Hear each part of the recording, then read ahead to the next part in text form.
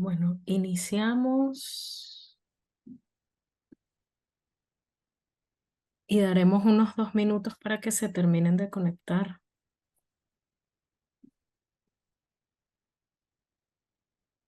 Elder, si eres tú, porfa, levanta tu mano para pasarte a panelista.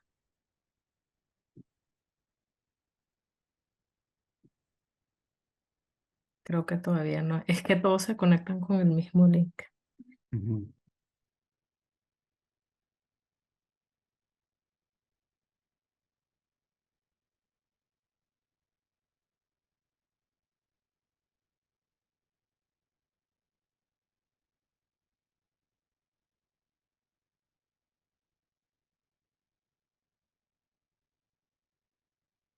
Soy yo. Muy bien, Elder, qué gusto verte. Hola, Ender. ¿Cómo están? Sergio Adrián, ya en breve te miro a ti. Sí, en unas horas. Primero Dios. Estoy aquí desde Plantel Ciudad de México. Me voy a poner aquí para que miren que... A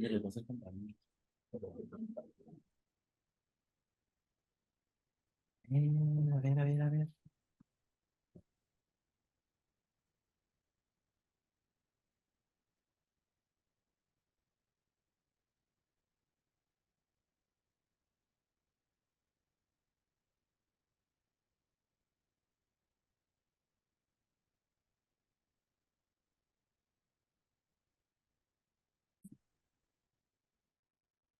Bueno, buenas tardes. Una vez más, estamos en nuestra tercera entrega de estas jornadas de emprendimiento con Plantel Azteca y Caminos de la Libertad. En esta oportunidad tenemos un conferencista genial. Él es Sergio Martínez, es economista mexicano de la Universidad Autónoma de Nuevo León, con experiencia en el sector público como director del área en la Unidad de Coordinación con Entidades Federativas de la Secretaría de Hacienda y Crédito Público. Actualmente es consultor independiente, además de haber impartido cursos de economía, evaluación de proyectos y finanzas en la Universidad TecMilenio y en la Universidad Autónoma de Nuevo León, con la clase Historia del Pensamiento Económico. Colabora como docente para nosotros la Fundación para la Educación Económica y asimismo hace un trabajo de divulgación de ideas de libertad y economía en la página Tu Economista Personal. El día de hoy nos va a estar hablando de inflación, entonces bueno, va a estar muy buena la charla. Los dejo con Elder, si quiere dar algunas palabras, y luego Sergio. Gracias. Buenísimo, gracias Andrea. Pues bienvenidos Sergio, bienvenidos a todos los que nos están acompañando el día de hoy. Como le comentaba a Andrea y a Sergio, el día de hoy me encuentro muy feliz aquí en el plantel de Ciudad de México porque estamos en el marco de nuestro segundo simposio de la educación. Así que por aquí andamos y pues precisamente uno de nuestros grandes invitados, nuestro keynote speaker del Eje de Libertad es nuestro querido Sergio. Así que qué alegre poder coincidir en tanto. Y pues sin más preámbulos, Sergio, bienvenido. El tiempo es tuyo. Muchas gracias, Andrea. Muchas gracias, Ender. Pues un gusto estar aquí con ustedes, tener la oportunidad de dar una charla a jóvenes y a todos aquellos que estén interesados. La charla de la cual vamos a hablar hoy tiene que ver con inflación y la titulamos Inflación 101 o 101, es decir, inflación para principiantes, para quienes han escuchado la palabra en las noticias, en los medios y se preguntan, bueno, ¿qué es la inflación? ¿Cómo se come? ¿Con qué se mide? ¿Por qué es importante? ¿Por qué preocupa tanto? Entonces sobre eso vamos a tratar en la charla de hoy. Eh, y voy a tratar de que esta charla sea lo más amena posible. Es inevitable en un tema de esta naturaleza hablar un poco de ciertos términos muy técnicos, pero trataré de hacerlo de manera que sea ligero para todos ustedes, comprender qué es la inflación y por qué importa en mi vida, ¿no? Vamos entonces a comenzar. Tengo una presentación preparada para ustedes. Y vamos a empezar. Bueno, lo más importante es empezar a responder qué es la inflación.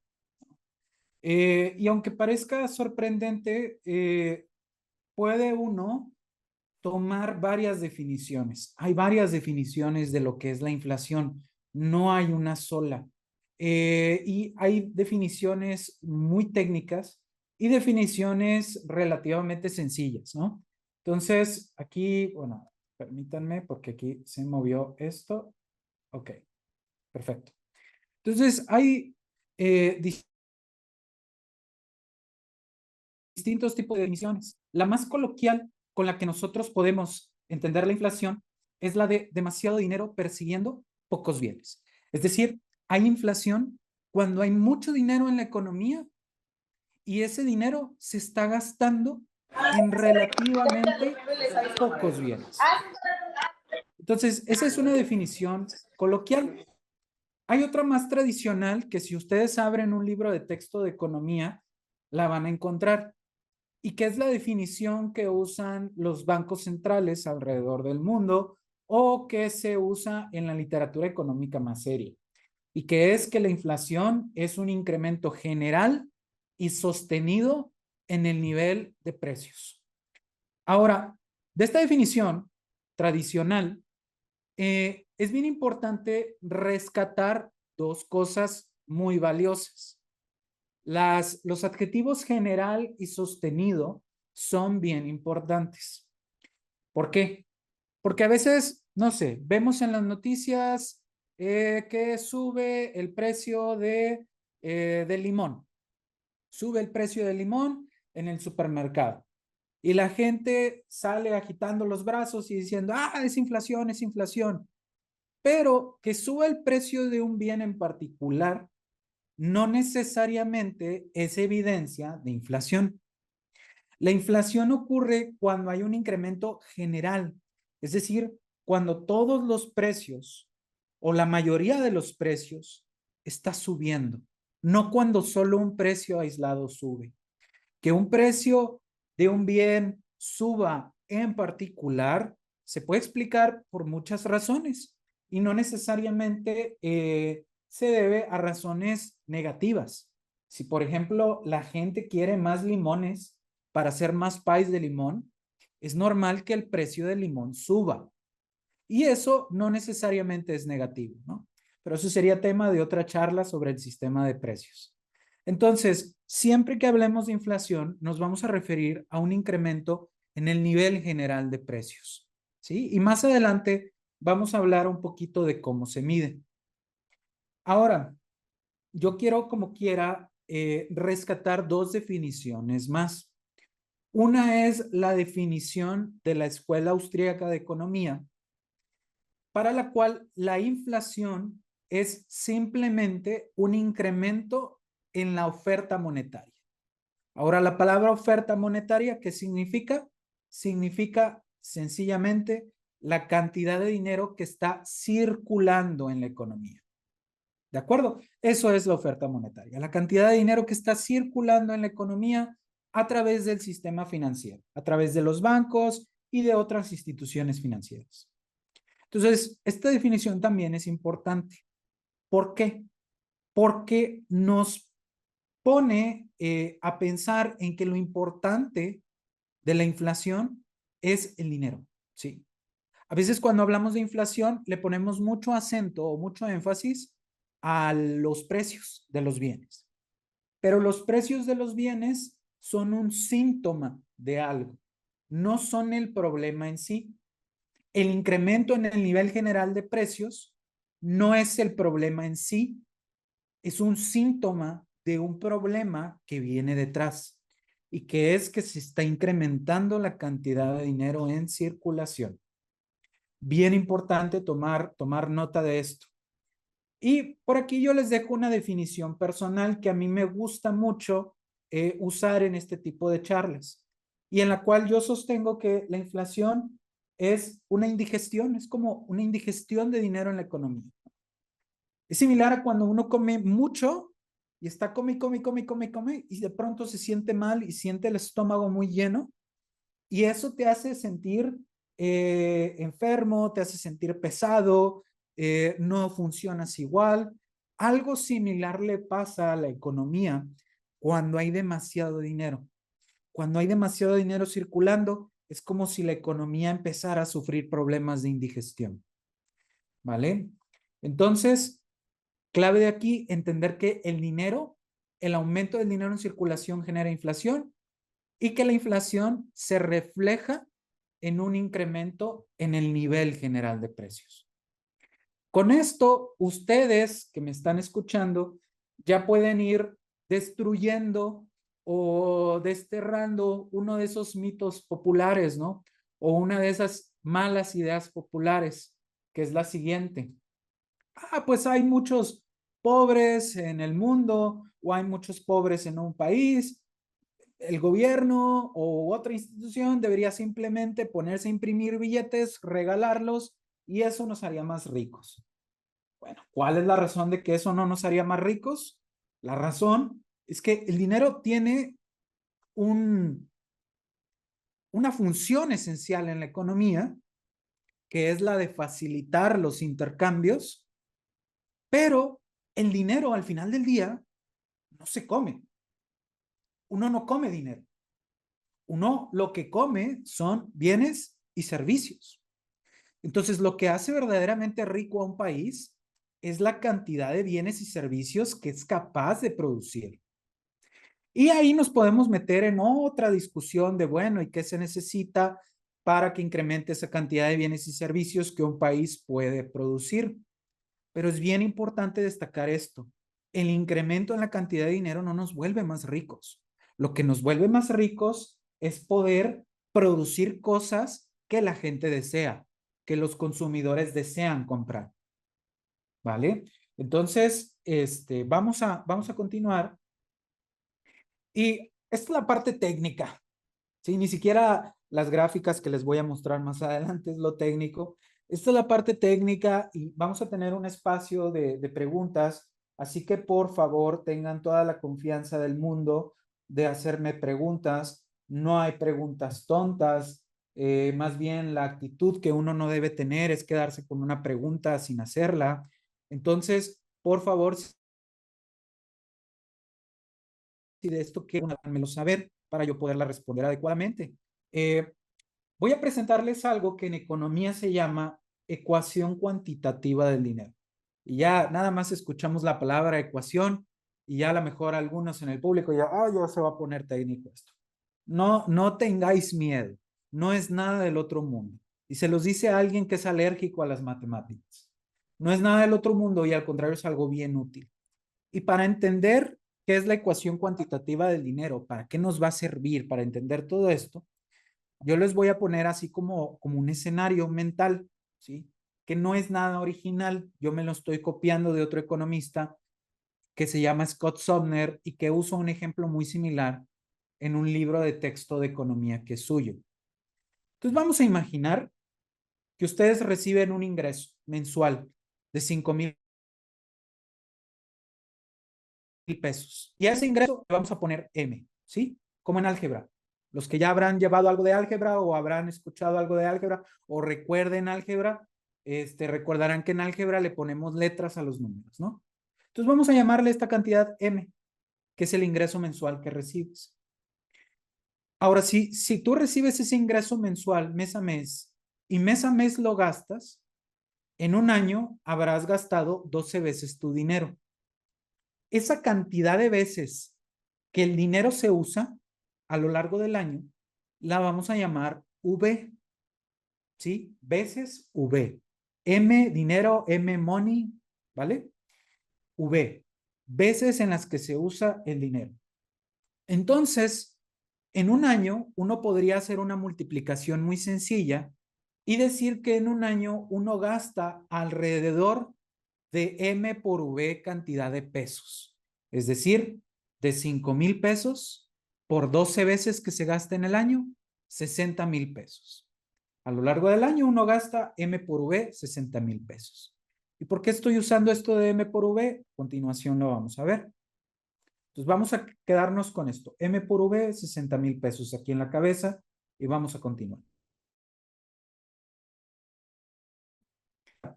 Otra forma de describir tu gasto en un año es si multiplicas cada cosa que compraste en el año por su precio. Entonces vamos a imaginar, para simplificar, que compraste una cantidad de productos igual a Y, a la letra Y. Y esos productos, esos Y productos, tenían un precio de P, ¿vale?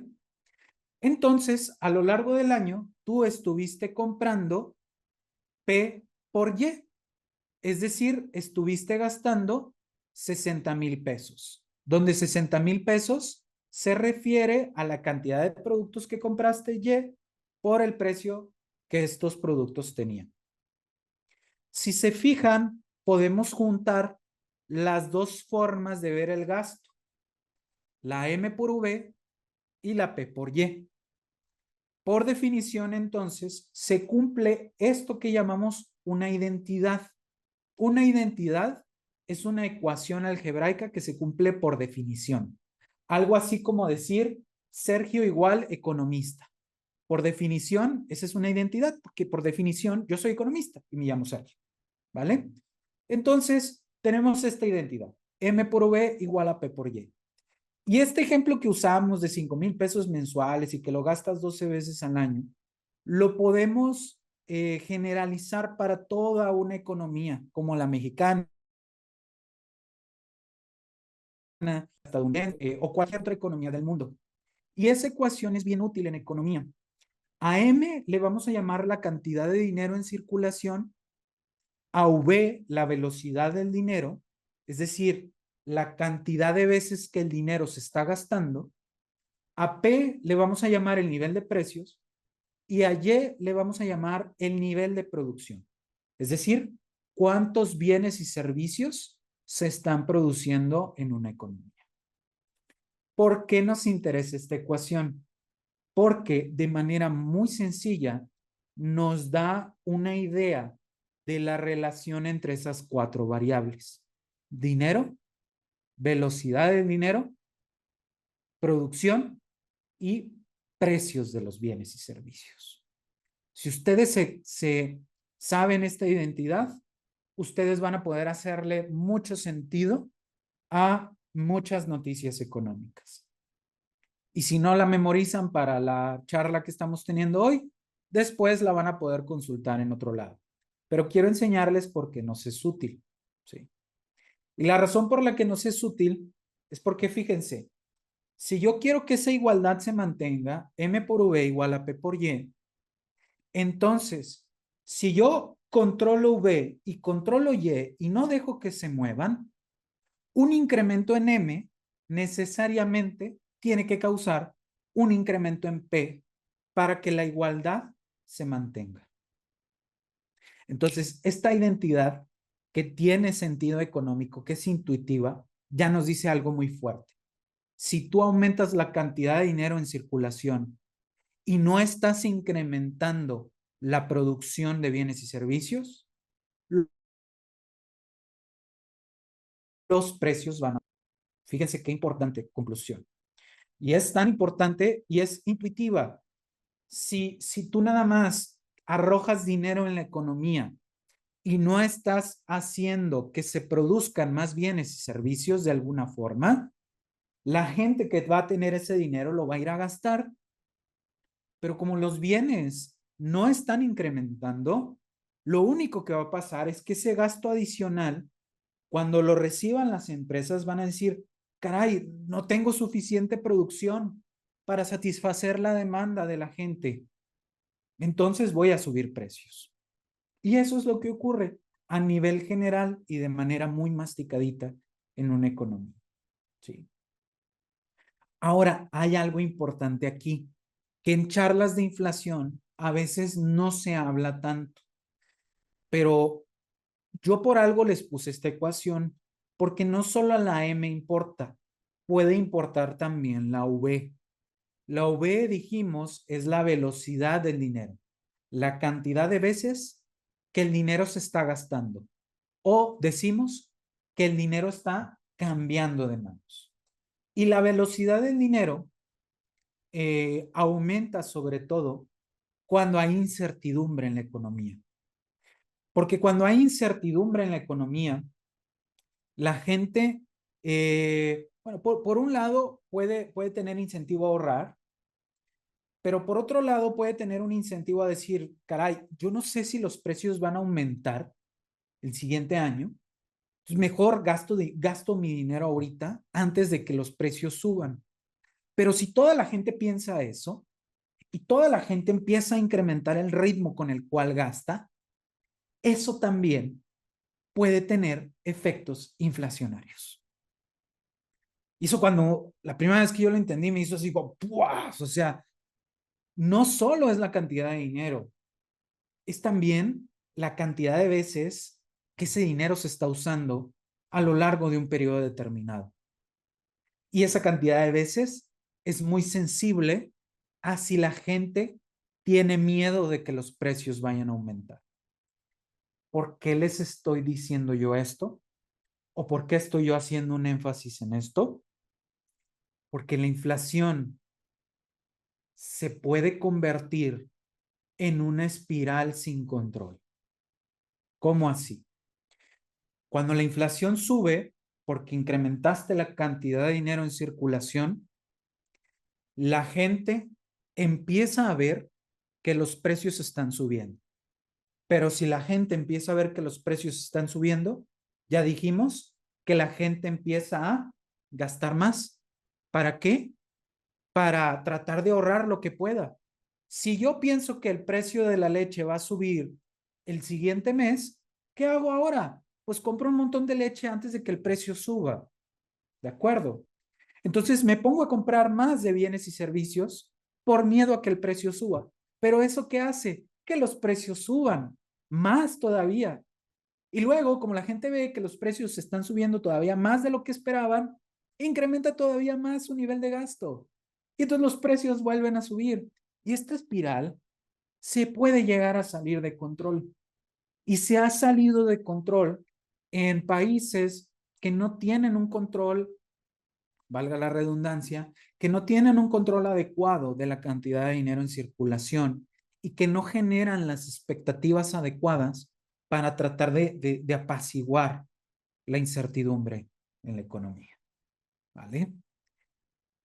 Pues con esto que yo les estoy mostrando, ustedes están aprendiendo, créanme, más economía que la que a veces sabe el ciudadano ordinario, que ve estos temas y que nunca se les explican de esta manera, ¿no? Y que es bien importante.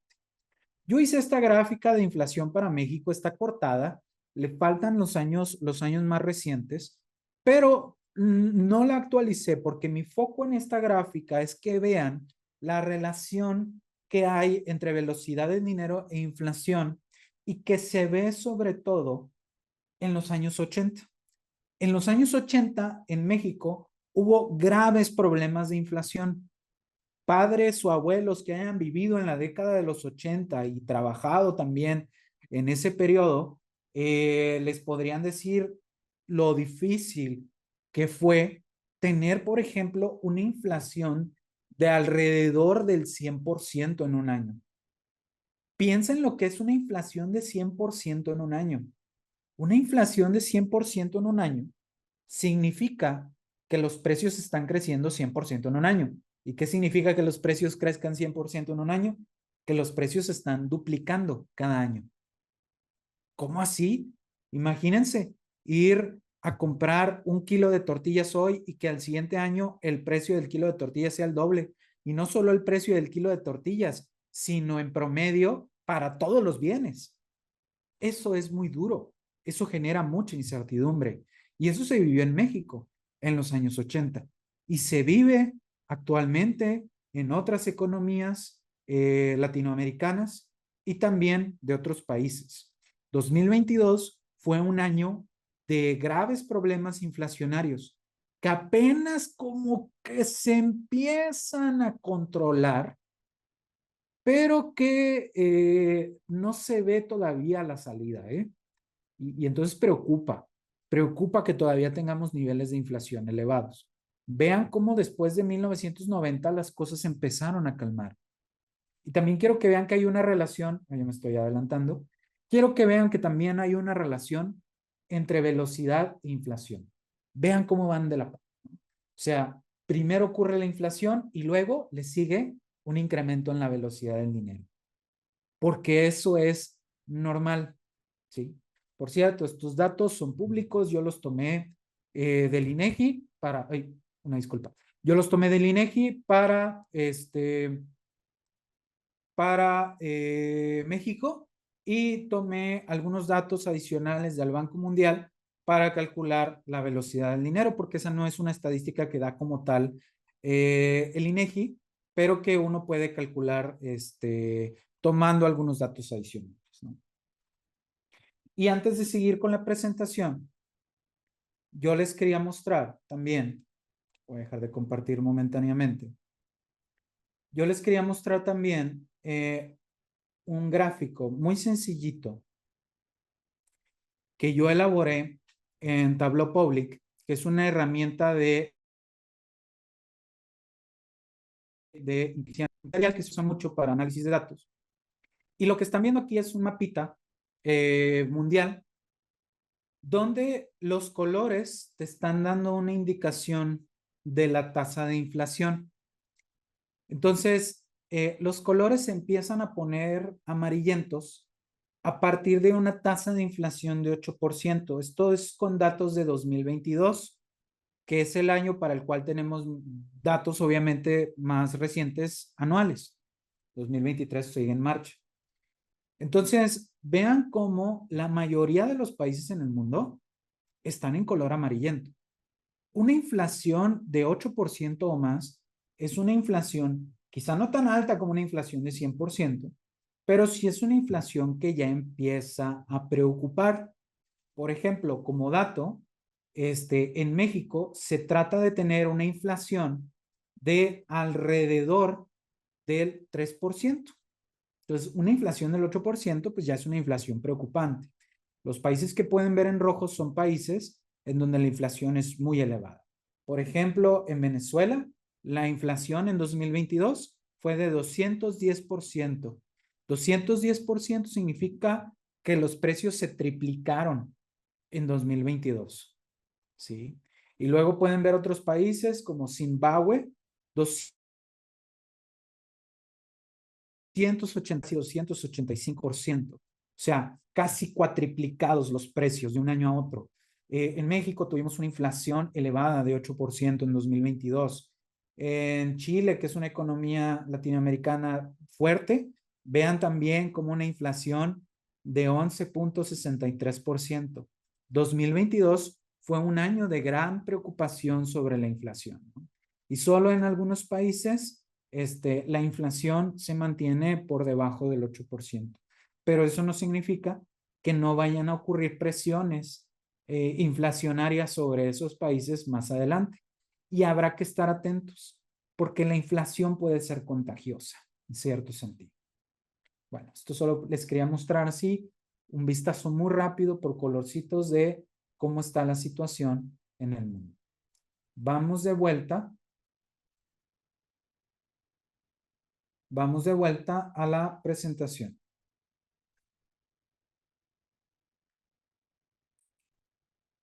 Vamos de vuelta a la presentación. Muy bien. Ahora, ¿cómo se mide la inflación? Esto también es un poquito técnico, pero vale la pena comprenderlo o que al menos alguien se los platique, ¿no? En México, me estoy basando para el caso mexicano, que es el caso que obviamente yo más conozco al ser mexicano, pero es muy similar en otros países, ¿no? No cambia, cambia quizá un poquito el nombre que le dan al índice que se usa para medir la inflación, pero el método o la metodología que se emplea para medir la inflación no cambia significativamente de país en país, ¿sí? Solo le llaman un poquito diferente. Entonces, les sorprenderá quizás saber que para calcular la inflación no hay una sola manera, hay varias. Pero la más común es que se usa algo que se llama INPC o índice de precios, un índice de precios. Lo que se hace, y esto se hace no solo en México, sino en otros países, es que una agencia estadística hace un rastreo de todos los bienes que consume un hogar promedio, ¿sí? Toma todos los bienes que consume un hogar promedio y dice, bueno, vamos a partir de este año, que se llama año base, a partir de este año vamos a empezar a medir cómo cambian los precios de esos bienes que consume un hogar típico. Y se pondera cada precio por el gasto que representa para el hogar comprar ese bien. ¿Esto por qué se hace? Porque tú no le puedes dar el mismo peso a 1 kilo de tortillas o a una goma de mascar o a una caja de cereal que le das a un automóvil o que le das a una casa. Bueno, ahí una casa puede ser, no necesariamente entrar ahí dentro de esa canasta, o que le das a otros bienes que son más caros, ¿no? Entonces, bien importante entender esto, ¿no? Esa es la forma más importante mediante la cual se calcula la inflación, se genera este índice de precios y se calcula cómo va cambiando en porcentaje y ese porcentaje es lo que conocemos como tasa de inflación. Otro índice que también se usa es el deflactor del PIB, pero aquí simplemente quiero que sepan que hay otro índice además, pero este no se usa tanto porque ese agrega o toma en cuenta bienes y servicios que probablemente un hogar promedio ni consume, ¿sí? O sea, incluye, por ejemplo, los precios de maquinaria y equipo que pues un hogar promedio ni va a andar comprando. Entonces, aunque también refleja cómo van subiendo los precios, casi no se usa mucho. Se usa más el INPC o en otros países le llaman IPC. En México le llaman INPC para que no se confunda con el índice de cotizaciones, que es otro índice bien distinto, que se usa más para medir los cambios en los precios de las acciones. Los más distintos, el IPC y el INPC en México no es lo mismo, pero en otros países se puede usar el IPC o en Estados Unidos el PCI porque es Price Consumer Index. Muy bien. Importante. ¿Qué efectos tiene la inflación? ¿Por qué nos preocupa? Ya vimos qué es. Es un incremento en el nivel de precios, que es general, en el nivel general de precios, sostenido. Esa es otra palabra que tú haces hincapié. Es decir, propiamente hay inflación cuando este incremento se sigue dando y como que no se detiene, ¿sí? Y ese incremento general y sostenido en el nivel de precios, ya vimos que la causa detrás es un exceso de dinero en circulación en la economía. Ya vimos también cómo se mide y ya vimos más o menos cómo está la situación global y en México. Pero ¿qué efectos tiene? Bueno, un efecto del que no se habla mucho, al menos en los medios, ¿sí? Es que la inflación confunde. Así pudimos haber llamado aquí a este efecto, para resumirlo más. La inflación confunde. ¿A quién confunde, maestro Sergio? Bueno, confunde a los empresarios, a los productores. Cuando el valor de una moneda es estable, o sea, cuando no hay inflación, o la inflación es muy chiquita, los empresarios tienen una visión muy clara de qué necesitan producir, de qué deben producir para satisfacer a los consumidores y obtener ganancias. Pero, y esto es bien importante, cuando hay inflación, el productor, el empresario no tiene idea de qué está pasando con claridad. No sabe, vamos a pensar en el caso de un zapatero. Cuando hay inflación, el zapatero no sabe si la gente está comprando más zapatos porque la gente quiere más zapatos relativo a otros bienes, o si la gente le está comprando más zapatos simplemente porque hay un exceso de dinero en la economía. Y aquí es importante esto, si le están comprando más zapatos porque la gente quiere más zapatos, lo correcto que debe hacer el zapatero es producir más zapatos, ¿sí?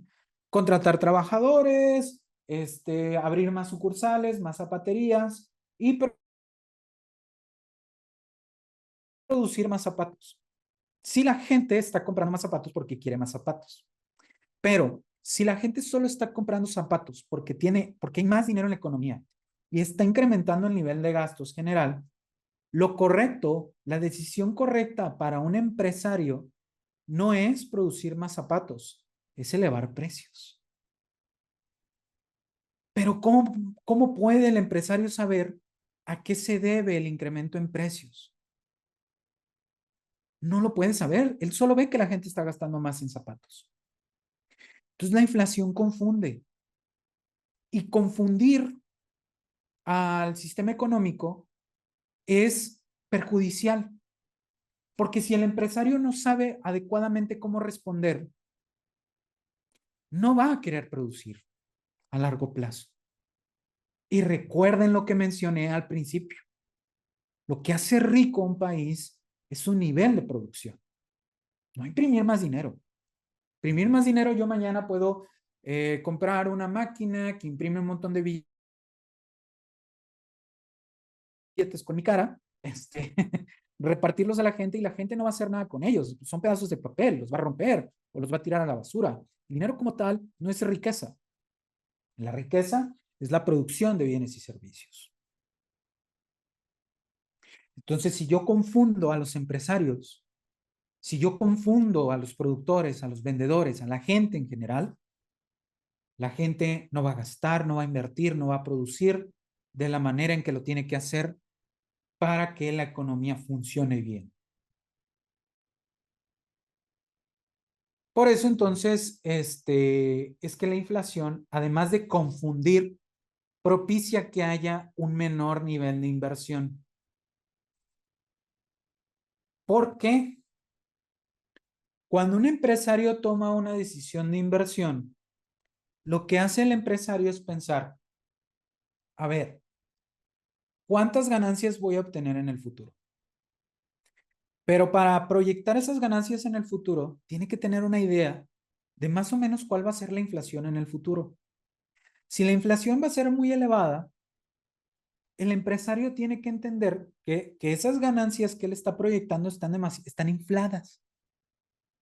Y entonces tiene que decir, bueno, si hay mucha inflación en el futuro, esas ganancias que yo estoy proyectando no son reales, son infladas.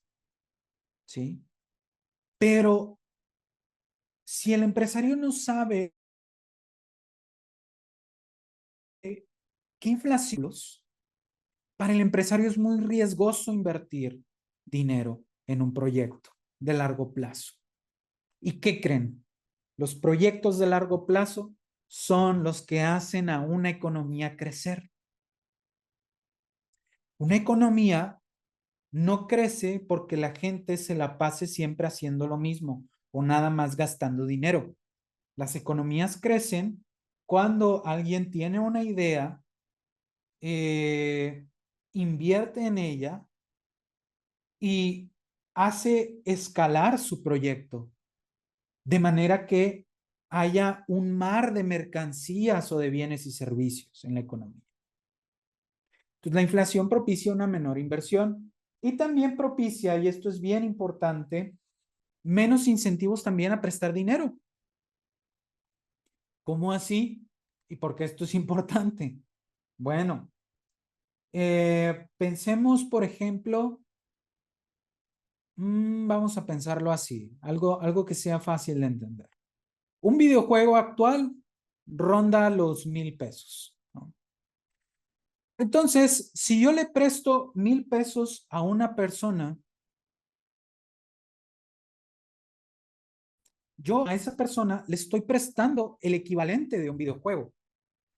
Si después la inflación sube en 100%, de manera que el precio de un videojuego se eleva al doble, se duplica, entonces si la persona me devuelve 1,000 pesos después de que yo le presté el dinero, esa persona no me está devolviendo el equivalente de un videojuego, me está devolviendo el equivalente de medio videojuego. Por esa razón, cuando hay inflación, los afectados suelen ser los que prestan dinero. Cuando alguien presta dinero y no percibió que había problemas de inflación futuros, está perdiendo dinero. ¿Por qué? Porque está prestando el equivalente de un videojuego y está recibiendo la mitad del equivalente de un videojuego. Y reducir los incentivos a prestar dinero es perjudicial. La economía necesita que el crédito pueda fluir hacia proyectos que son realmente rentables. Pero si la gente no quiere prestar, esos proyectos no van a fluir. No va a haber ese crédito.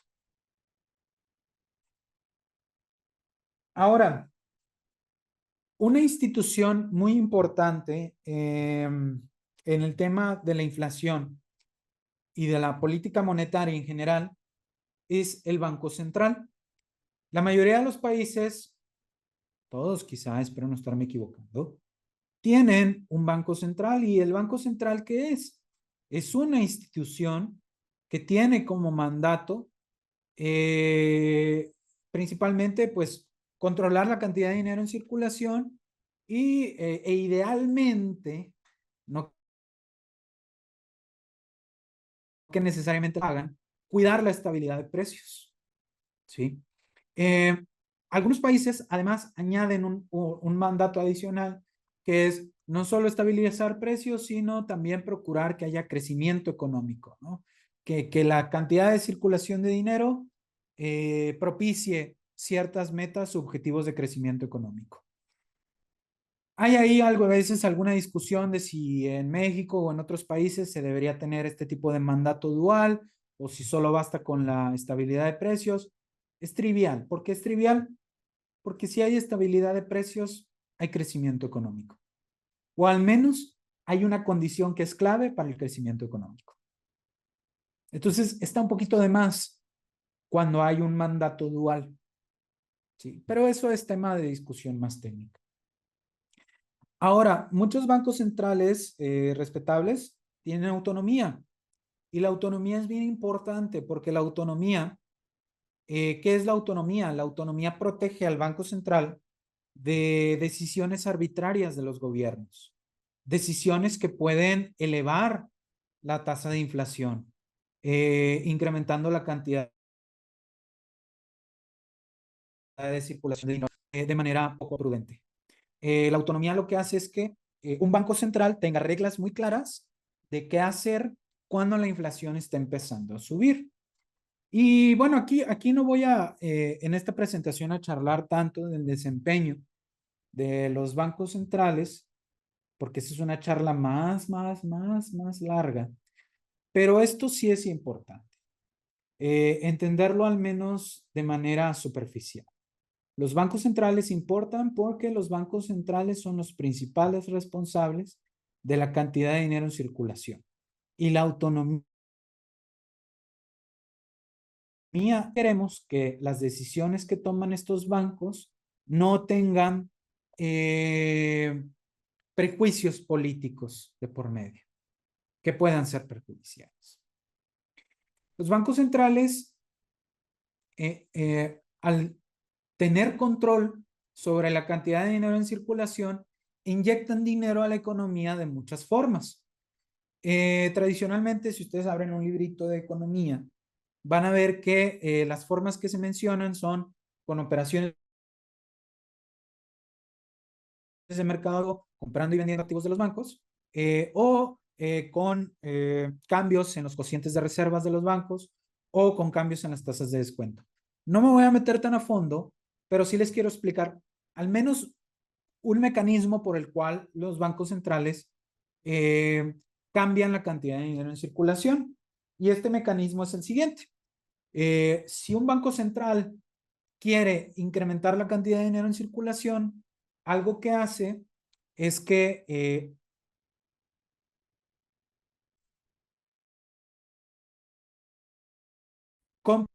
compra activos del público inversionista, ¿sí? El Banco Central le dice a los inversionistas, hey, inversionistas, les voy a comprar acciones, bonos o lo que fuera, ¿sí? Bonos. Les voy a comprar bonos de gobierno y demás. Entonces los inversionistas van y le venden los bonos al Banco Central. El Banco Central lo que hace es que pues, les escribe un cheque a cambio de esos bonos, respaldado con dinero de nueva creación. Entonces, cuando el público inversionista mete esos cheques al sistema bancario, los bancos tienen dinero adicional que antes no tenían y como los bancos luego prestan ese dinero, esa cantidad de dinero inicial que el banco creó para comprar activos financieros se multiplica en la economía. De manera muy, muy resumida, entonces, lo que hacen los bancos centrales es inyectar dinero a través del sistema bancario, a través de la banca comercial principalmente. La banca comercial presta ese dinero de manera que ese dinero llega luego a los hogares y así es como el dinero se va multiplicando en la economía. Ahora, esto es importante mencionarlo. Maestro Sergio, entonces, nunca el gobierno debe incrementar la cantidad de dinero en circulación porque eso genera inflación. No necesariamente. Puede haber circunstancias en las cuales sea deseable incrementar la cantidad de dinero, pero algo que sí es bien importante entender es que es jugar un poquito con fuego.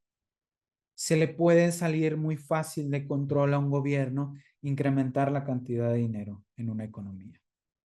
Entonces, esto es algo sobre lo cual hay que tener cuidado.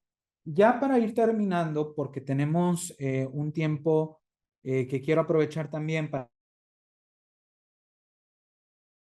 que hagan preguntas, esto ya lo expliqué de cierta forma, platicar así muy, muy breve sobre dos mitos comunes que me gustaría que ya no existieran. Un mito muy común, que si se meten a Twitter, lo van a ver, es que la inflación ocurre porque las empresas son codiciosas, egoístas, y como quieren ganar dinero, suben precios. Este es un mito, este es un error, ¿ok? Porque es un error. La inflación no está en función del dinero que quieren ganar las empresas, porque las empresas siempre quieren ganar dinero. De hecho, una empresa que no quiere ganar dinero es una empresa rara. Puede ser una empresa sin ánimo de lucro, que sin ánimo de lucro necesita dinero para financiar proyectos. Entonces, la inflación no es simplemente una función de que las empresas quieran dinero. Las empresas van a querer dinero siempre y no es porque quieran de pronto más dinero que hay más inflación. Entonces, primer mito bien importante. Segundo mito importante es el mito de que la inflación se puede erradicar con controles de precios.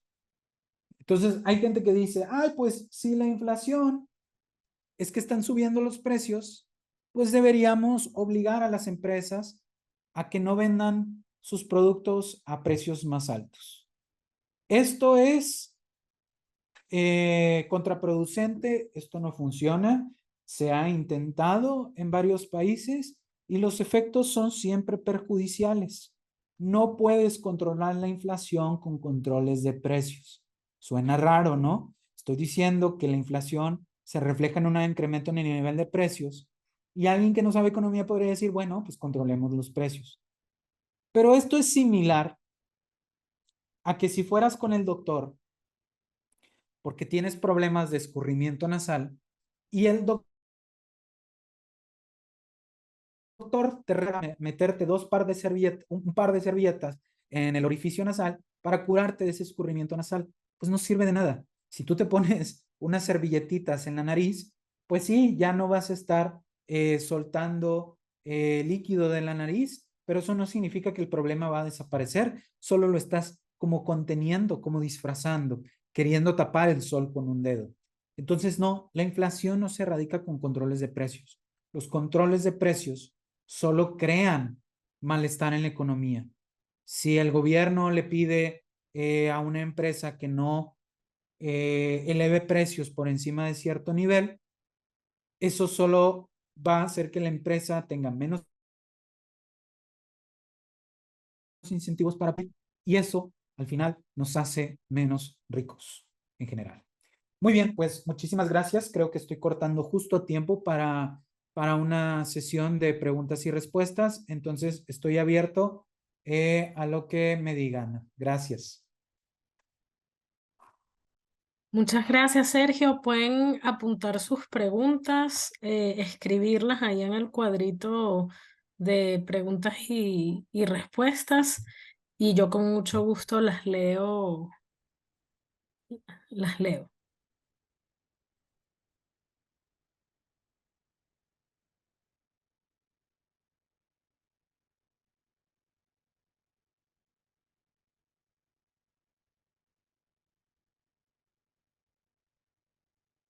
Bueno, mientras los demás se animan, yo te quería hacer una pregunta, Sergio. Básicamente, cuando hablabas que el año 2022 fue un año inflacionario para todos los países en general, eh, ¿crees que haya sido por todas las políticas monetarias expansionistas que se tomaron también durante la pandemia y durante ese tiempo? ¿O a qué crees tú? ¿O fue como multifactorial, como dice mucha gente? No, bueno, fue que ocurrieron dos cosas. Por un lado, pues en 2020, con el COVID, eso, como todos lo sabemos muy bien, paralizó a muchas economías. Entonces, por un lado, tuviste una contracción en la producción global, ¿sí? De pronto, muchas empresas cerraron o interrumpieron sus intercambios que antes solían hacer. Entonces, eso contrajo la capacidad productiva. Y volviendo un poquito a la ecuación que hace rato les presentaba, la de M por V igual a P por Y, pues lo que pasó es que la Y se encogió. Y si la Y se encoge y no cambian otras cosas, lo único que puede cambiar es que los precios suban. Intuitivamente, si se contrae la capacidad productiva de una economía, hay menos bienes y servicios. Si hay menos bienes y servicios produciéndose, pues la gente al competir por esos bienes y servicios va a hacer que los precios empiecen a subir. Eso por un lado. Pero por otro lado, es muy cierto lo que tú mencionas. Hubo muchas políticas monetarias expansivas, expansionistas, de incrementar la cantidad de dinero en circulación en 2020 y en 2021. Y yo creo que sí se le salió de control. Como decía hace rato, o sea, un banco central puede, bajo ciertas circunstancias teóricas, incrementar la cantidad de dinero en circulación, y eso no necesariamente puede ser malo. ¿Sí? Hay tema ahí de discusión, pero es jugar con fuego. O sea, es jugar con algo muy delicado, e históricamente a los bancos centrales se les sale de control. Incrementan la cantidad de dinero más de lo que la debieron haber incrementado en su momento, y cuando es momento de frenar la maquinita de impresión de billetes, no la frenan, y eso genera que tarde o temprano haya presiones para que los precios suban, y eso necesariamente perjudica la economía. Entonces sí pasó a nivel global, claro que sí.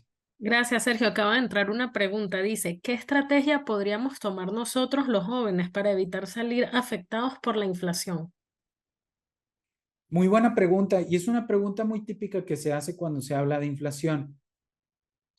Una que yo siempre menciono es, todos como ciudadanos, como parte de la sociedad civil, tenemos una responsabilidad.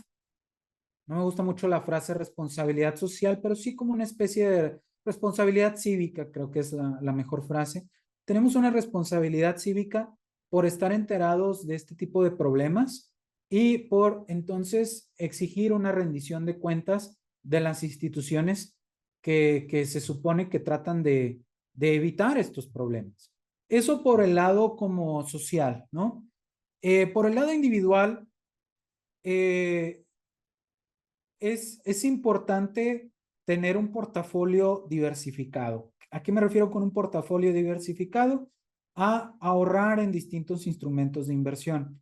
Ahora, ahorrar e invertir suena como algo muy complicado, pero las nuevas generaciones la tienen muchísimo más sencillo que lo tenía mi generación o sobre todo las generaciones que me precedieron. Tampoco estoy tan viejo. Pero las generaciones que me precedieron no tenían acceso ni a canales de educación financiera como los que hay ahora, ni a aplicaciones en las cuales es súper sencillo abrir una cuenta y empezar a invertir. No quiero mencionar aplicaciones específicas, pero ustedes pueden investigar. Hay un montón de aplicaciones que uno puede descargar y que incluso desde el celular, abriendo una cuenta en el banco y sin necesidad de tener muchísimo dinero ahorrado, no tienes que tener la millonada ahorrada, puedes empezar a invertir. Y empezar a invertir es bueno, porque aunque no siempre le vas a ganar a la inflación, o sea, la inflación no la puedes no puedes evitar que te haga daño del todo, al menos puedes evitar que te vuele todos los dientes. O sea, puedes al menos conservar 5 o 6 dientes si tienes algo de ahorro y de inversión. Si no tienes nada de ahorro, es muy difícil que salgas bien librado. De hecho, algo por lo cual la inflación también es bien perjudicial es que le afecta desproporcionadamente a las personas pobres porque son las personas que menos inversiones tienen. A veces no tanto quizá por falta de capital necesario para invertir, sino simplemente por desconocimiento financiero. México es un país en el que falta no solo educación financiera, sino también más gente metiendo sus ahorros al banco o no al banco necesariamente, pero sí en acciones, en bonos, en los cuales no es tan difícil invertir. Gracias, Sergio. Una última pregunta. ¿En qué cosas podríamos invertir ahora como jóvenes? Como te digo, hay muchas opciones. Aquí aplica una regla muy general, la de no poner todos los huevos en una misma canasta. Entonces, por ejemplo, la gente que solo tiene su dinero ahí en el banco, a largo plazo va a terminar perdiendo muchísimas oportunidades de enriquecimiento. Es bien importante que tú empieces a diversificar y explorar opciones. Por ejemplo, en México puedes invertir en algo como CETES, que es un instrumento de gobierno, o puedes explorar aplicaciones de Internet que desde tu celular te permiten invertir en acciones. ¿Qué es una acción? Una acción es un documento que emite una empresa para financiarse y que cuando tú lo compras el documento, tú te vuelves propietario de una parte chiquitita de la empresa. Y entonces cada que la empresa tiene una ganancia, reparte parte de sus ganancias a los accionistas, es decir, a los que compraron el papelito. Invertir en acciones es excelente idea. Yo he visto simulaciones de cómo una persona que empieza a invertir en acciones a edad temprana puede superar por mucho a una persona adulta que se tarda mucho en entender con qué se comen las acciones. Y no es muy difícil, pero hay que explorar un poquito. En Internet hay muchas páginas. Hay hasta canales de YouTube, no tengo ahorita en la mente uno en concreto, en donde te muestran paso a paso cómo abrir una cuenta en una de estas aplicaciones y que hasta te muestran con ejemplos reales de gente moviendo y exponiendo sus movimientos reales de dinero, dónde invierten y cómo lo hacen para tratar de ganarle dinero a la inflación. Y tú puedes empezar con algo, con un capital como 10,000 pesos, que en México, pues bueno, depende de tu edad, pero se puede alcanzar en un año o menos, ¿no? Dependiendo de tu edad, tu perfil productivo. O sea, no necesitas tener 100,000, 200,000, 500,000 pesos, ser millonario para empezar a invertir. Eso es algo que hay que ir desterrando, ¿sí? Bueno, Sergio, muchísimas gracias a Plantel Azteca y a Caminos de la Libertad por permitir esta tercera entrega de estas jornadas de emprendimiento. Agradezco especialmente a todos los maestros que son, la verdad, quienes han apoyado a que esto pueda ser posible, a que esto se pueda dar y a que podamos llegar en vivo a tantos chicos y a tantos jóvenes. Muchas gracias y bueno, ahí les van a hacer llegar un entregable que Sergio nos ayudó a diseñar para que lo entreguen a su maestra sobre la charla de hoy que estuvo excelente. Muchas gracias y nos vemos el próximo jueves. Gracias. Gracias.